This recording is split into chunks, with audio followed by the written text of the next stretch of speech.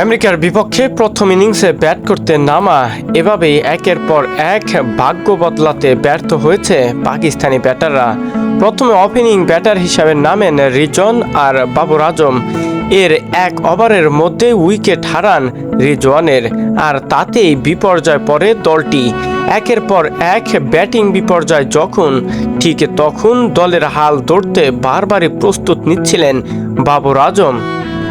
3 wicket হারিয়ে দল যখন বিপর্যয়, ঠিক তখন বাবর আজম আর শাদাব খান একটা ব্যাটিং ঝড়ো ইনিংস খেলার জন্য প্রস্তুত শুরু করতে গিয়েই উইকেট হারায় শাদাব খানের।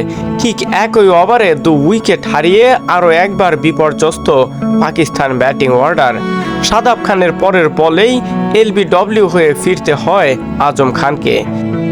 যুক্তরাষ্ট্রের উইকেট আসলে কিভাবে তৈরি করা হয়েছে, প্রতিটা উইকেটের পেছনে কিভাবে কত রহস্য রয়েছে সেটা উদ্ঘাটন করতে প্রস্তুত নয় কোনো ক্রিকেটারই।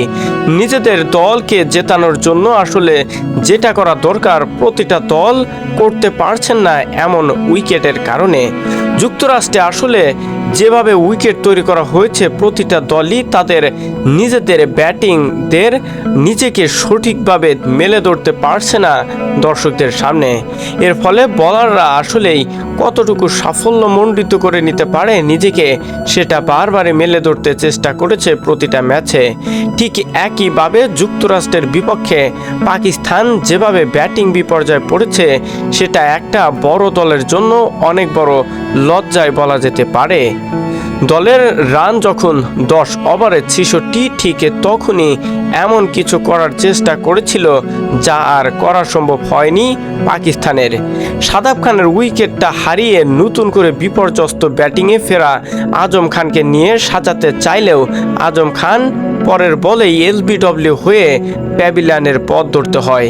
এর কিছুক্ষণ পর দলপতি বাবর আজমকেও ফিরে যেতে হয় নিজের চিরচেনা প্যাভিলিয়নের পথ ধরে। এই রিপোর্টটি তৈরি করা হয়েছে প্রথম ইনিংসের খেলা শেষ হওয়ার আগ পর্যন্ত।